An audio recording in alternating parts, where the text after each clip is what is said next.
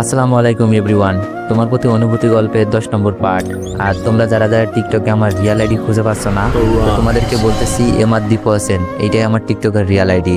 তো চলুন বেশি কথা না বলে গল্প শুরু করা যাক। কোনের বাড়ি গিয়ে আমি পা ফেলার জায়গা পাচ্ছি না, কারণ আশার ভাইয়ার সাথে সুমি আপুর ননদের বিয়ে, মানে দোলা ভাইয়ের বোনের বিয়ে। আর আমি আজ সেখানেই। আপুর শ্বশুর বাড়ি দেখেই থমকে যাই, আগে জানলে হয়তো আসতাম না, কিন্তু এসেই যখন পড়ছি কিছু একটা বাহানা ধরে এখান থেকে চলে যেতে হবে। দুলাভাইকে দেখলে রাগ কন্ট্রোল করা হয়তো সম্ভব হবে না, আর যদি সবার সামনে আমাকে অপমান করে, অপমান না করলেও বিয়ে বাড়িতে আনন্দটা মাটি হয়ে যাবে।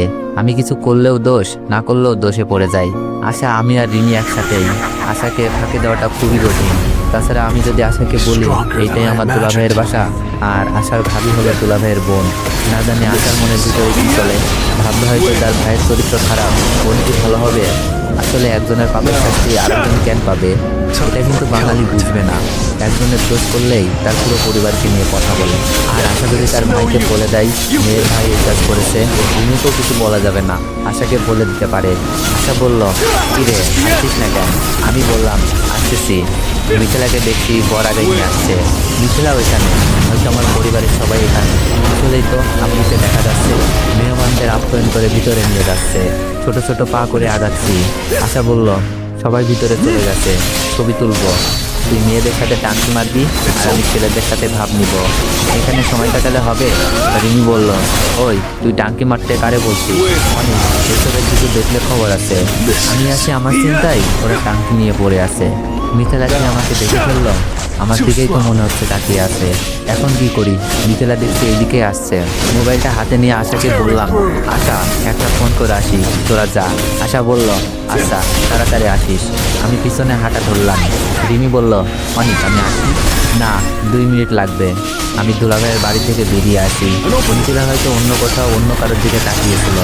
আমাকে দেখলে আব্বু আম্মুরও আনন্দ চলে যেত। আব্বু আবার চিনতে করতে পারতো।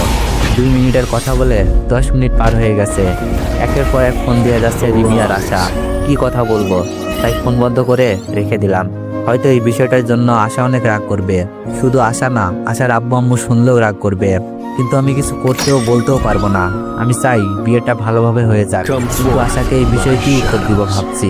মিথিলাকে দেখলাম এই বিয়ের অনুষ্ঠানেতেও হিজাব পরে আছে, যেখানে রিমি আর আশার সাজের শেষ নেই। কিন্তু মিথিলার পর্দার ভিতরে আছে পাপ লুকানো। আর রিমির মতো ভালো মেয়ে তো চোখেই পড়ে না।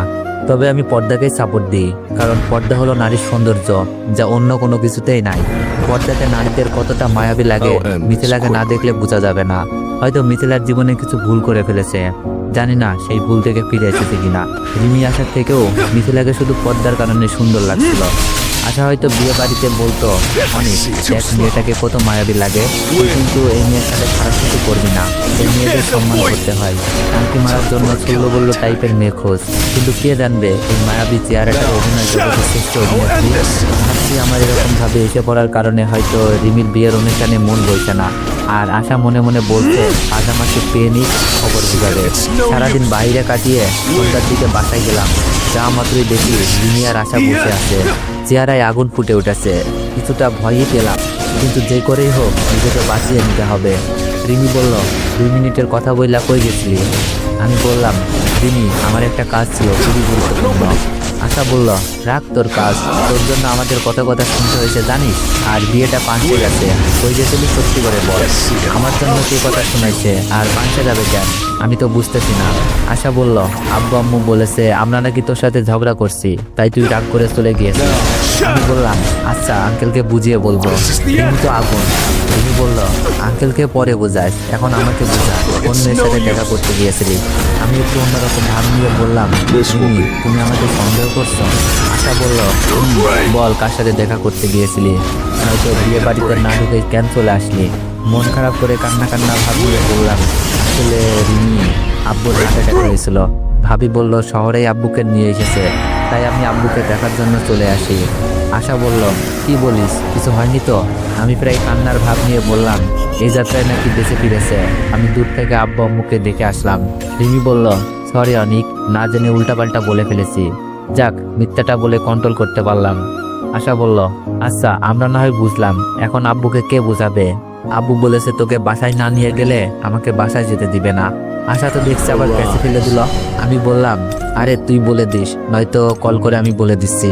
আশা বলল, না হবে না, তোকে বাসায় নিয়ে যেতে বলছে। আর কেন বিয়ে থেকে পালাইছিস আব্বুকে বলতে হবে।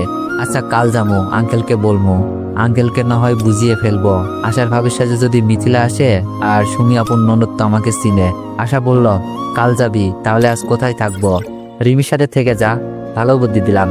আশা বলল, কি নতুন ভাবি বাসায় আর আমি এখানে থাকবো? চল বলছি। আশা আমাকে টেনে হিসড়ে চলল। কাপা গলায় বললাম, বাসা ভর্তি মেহমান, আঙ্কেলকে খুঁজতে গেছে রিমি। আশা, ভাবির সাথে কেউ কি আছে? আশা বলল, একটা মেয়ে এসেছে। আশার কথা শুনে কলিজা শুকিয়ে গেল। মিথিলা নয়তো? আঙ্কেল বললেন, অনেক এদিকে আসো। আমি কাপা গলায় বললাম, আসসালামু আলাইকুম আঙ্কেল। আঙ্কেল বললেন, ওয়ালাইকুম আসসালাম। বিয়ে বাড়ি থেকে চলে গেছিলে কেন?